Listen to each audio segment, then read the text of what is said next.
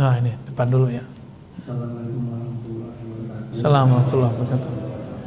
Mengenai pembahasan yang tadi, saya bertanya, bagaimana kita bisa memfatwakan kaum kita dengan jawaban yang tadi, Pak, sehingga ada sesuatu orang yang berbicara A atau B atau C, kita tidak terpengaruh.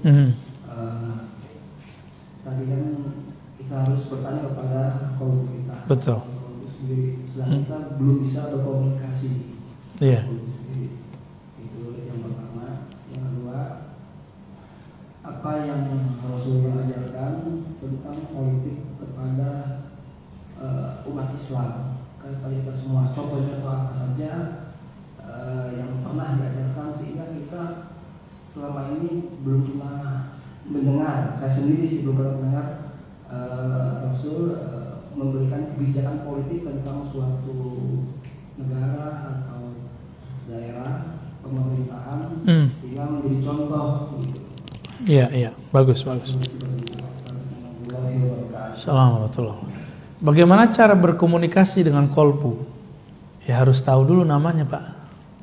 Nama diri kita. Man arafa nafsahu faqad arafa.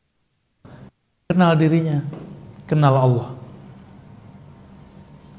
Kolbu itu dia dapat sinyalnya dua, satu ke akal, satu ke dalam. Si akal dipengaruhi pendengaran, pandangan, lalu baru dia berpikir. Itu kemudian akan mempengaruhi akal juga. Jadi kalau nggak penting-penting aman, baca yang di grup nggak usah dibaca loh Pak, kerajinan baca, mending baca Quran, ya. Gimana caranya? Tenangkan kolbunya dengan zikrullah, maka kolbu akan menunjuki jalan. Alhamdulillah tatma'innul qulub. Ketahuilah hanya dengan menyebut nama Allah, kolbu jadi tenang. Kalau belum ketemu guru yang bisa menghantarkan kita untuk mengenal diri kita, guru yang bisa menghantarkan kita bagaimana menyebut dalam kolbu, itu ya, cari guru yang bisa mentalkin, ya. banyak masyayikh bisa, ya dicari dulu lah. Saya dulu kan lama juga nyarinya, ya. Sampai kemudian kita dapat berbagai macam. Di sini terdapat getarannya, di sini tidak. Setelah kolbu itu terbiasa zikrullah, akhir dia tenang.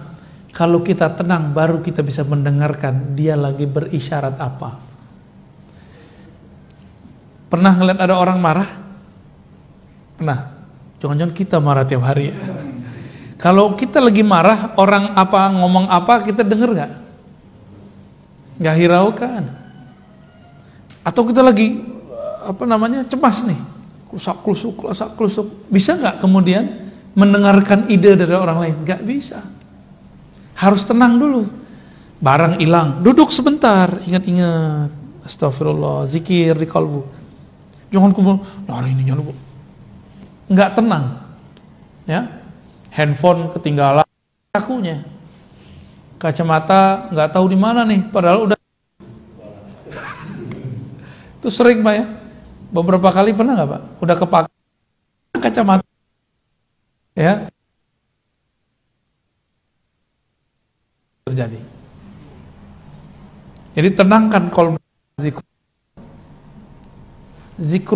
Zikir di kolbu itu khusus Asmaul Husna tanpa menyebut kata-kata yang lain. Misalnya Rahman, ya Rahman, ya Rahman, itu aja.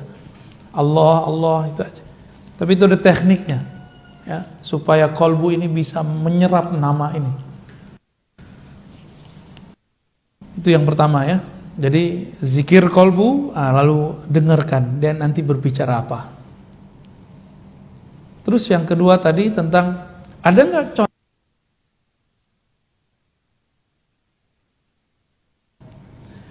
Yang pertama saya kasih tahu di masa Rasul Shallallahu Alaihi Wasallam, Nabi itu politiknya ada dua pola, satu pola Makki, pola Madani. Di pola Makki, Makkah, beliau ngalah. Bahkan di pola Madinah, beliau maju mundur, bahkan di tahun ke-6 masih ngalah ketika perang Hudaybiyah. Bukan perang, ini perjanjian Hudaybiyah. Perjanjian itu kan dibuat ketika Nabi hendak mau masuk kota Mekah, dihalangi. Berarti belum mundur juga sejenak. Jadi kebijakan politik Nabi itu sering ngalah untuk menang. Sering ngalah untuk menang. Apalagi Nabi SAW awal-awal, karena Madinah itu kota kecil, kota Yathrib, Nabi yang bikin Madinah itu besar. Karena ketika Nabi masuk kota Madinah, banyak rombongan imigran pindah. Jadilah Madinah kota yang hidup. Jadi hidup kota Madinah. Tadi disebut kota Pak Yathrib gitu. Yathrib itu nama orang. Ya, kampung desa lah, desa Yathrib. Lama-lama jadi kota besar, maka disebut Al-Madinah, kota besar An-Nabawiyah, yang sudah diwarnai, dihidupkan oleh Nabi SAW. Cara Nabi bukan kota ini bikin masjid. Enggak Nabi bikin masjid? Enggak ya. Kalau kita tengkar dulu baru bikin masjid. Ya di sono nggak kunut, ini kunut. Nah, gitu. Atau pengajian kita nggak diizinin di sono. Itu di beberapa masjid cuma masalah kunut, Pak. Itu buat masjid baru. Sekarang udah beda lagi nih. Udah beda, masjid hilang. Bangunannya masih ada. Masjid ini udah hilang. Paham maksudnya ya? Nabi itu ketika jalan masuk kota Madinah, itu tangannya dipegang, dicium tangan semua orang yang lewat. Ya. Tangan Nabi dipegang. Ya. Selama mereka masih bisa megang tangan Nabi. Tapi Nabi berombongan.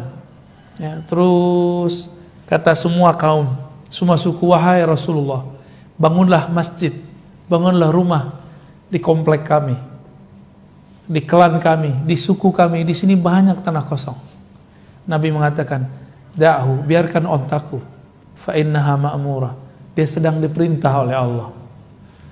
Terus sampailah di depan rumah Abu Ayyub Al-Ansari. Nabi kemudian kaget, si onta ternyata berhenti di sana, lalu duduk di sana. Ia buruk, duduk.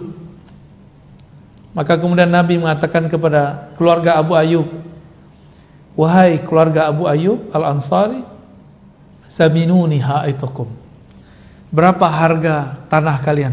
Tahu nggak Bapak, tanahnya tanah apa? Tanah kuburan. Itu tanah kuburan yang dijadiin masjid. Kuburan orang-orang musyrik di situ. Jadi Nabi cari tanah yang udah nggak bakal dijual orang, yang orang udah nggak perhatiin, dan tidak ada yang berbangga dengan tanah itu. Abu Ayyub tinggal di depan itu, di depan tanah kuburan. Orang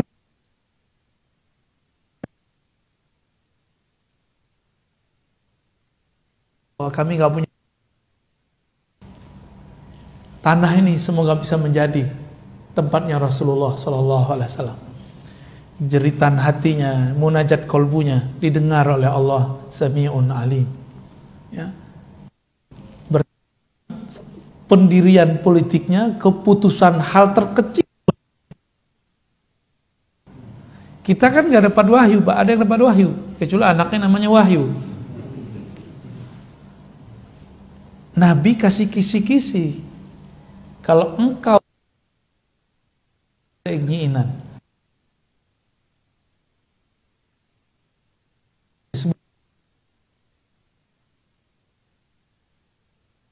pemimpin di setiap masa, dimanapun dia, walaupun dia cuma memimpin negara, sholat istikharah setiap hari, urusan kita, atau sholat hajat. Nabi SAW pernah membangun, tapi mereka berkhianat, membocorkan strategi Nabi. Barulah Nabi memerangi Huyai bin Akhtab.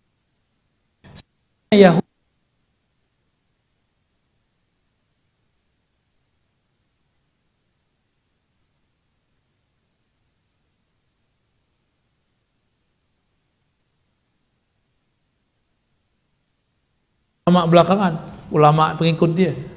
Siapa yang bekerja sama dengan orang-orang musyrik, maka kufur. Karena sama Amerika siapa?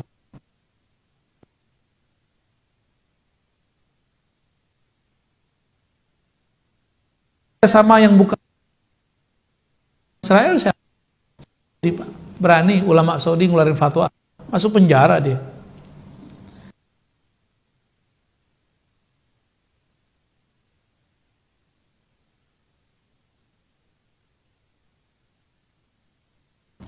Bidang-bidang amalan, mulai tadi bab demokrasi sampai ke bab kebijakan-kebijakan. Mana ada sekarang dengar ulama Saudi sudah ngeluarin fatwa haram bangun hubungan bilateral dengan Israel? Nggak ada, malah dia bilang boleh. Bener nggak? Imam Masjidil Haram loh, Salafi loh dia Pak. Tapi kayaknya banyak juga Salafi mengeluarkan dia. Berarti dia Salafinya sudah beda. Salafi Masjidil Haram udah beda lagi dengan Salafi masjid sini ya. Ada Salafi Pak ya, tanya tuh itu imam ente gimana tuh ya. Baik, kira-kira itu sudah jam 6.10 ya. Ada lagi? Oke.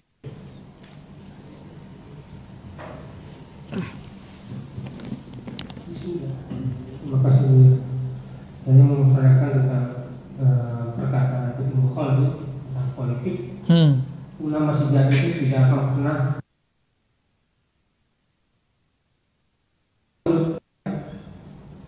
sudah masuk politik. Ketika dia sudah masuk politik, menaruh status ulamanya demi penguasa. Oke. Baik.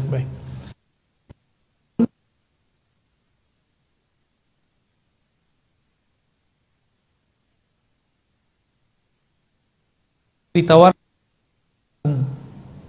apa jawaban Abu Hanifah? La yajtami'ul ilmu wal mulku. Tidak pernah ilmu nyatu dengan kekuasaan. Bukan politik, kekuasaan. Gitu. Maka coba aja lihat Pak, ya. Alim sekali, karena sibuk di bab politik, dia udah nggak ngajar lagi di kampus. Majelis-majelisnya sudah majelis politik. Udah nggak ngajar kitab lagi. Maka saya berdoa Allah semoga saya nggak sibuk di situ. Semoga masih sibuk ngajar.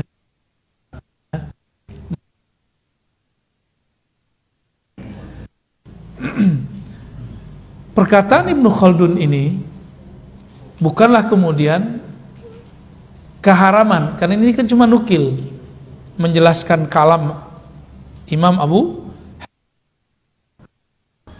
Nabi itu berpolitik, cuma dominan kekuasaan. Kalau kita kan beda, dominan kekuasaan daripada keagamaan. Jika ada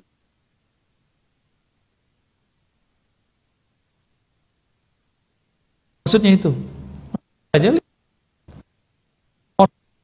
ulama di semua partai ada ulama loh jadi caleg ya. Partai apa aja ada Pak, PKB, PKS, PBB, apalagi ini serba salah sih kalau jadi ulama. Nggak berpolitik dikata-katain sama jamaahnya ya. Islam tidak terpisah dari politik. Giliran berpolitik mereka bilang, Pak Kiai, kenapa ente berpolitik? Pesantren ente gimana nasibnya? Bingung Pak jadi kiai itu ya. Sama kiai punya mobil nggak punya mobil, punya motor nggak punya motor. Kalau pakai motor apa kata orang, emang susah jadi kiai. Giliran pakai mobil bagusan dikit, kata jemaah, kiai sekarang susah yang zuhud. Serba salah. Kiai jomblo susah Pak, kiai kawin susah juga. Ya. Kita doakan saja ulama-ulama kita yang terjun ke dunia politik, mereka tetap mengajari umat, membimbing umat lewat langkah alamin untuk pemimpin di negeri ini dan semua negeri-negeri umat Islam dan semua ulama-ulama di negeri ini dan di negara-negara muslim dan umat Islam semuanya. Kita kirim surah Al-Fatihah. A'udzubillahi bismillah.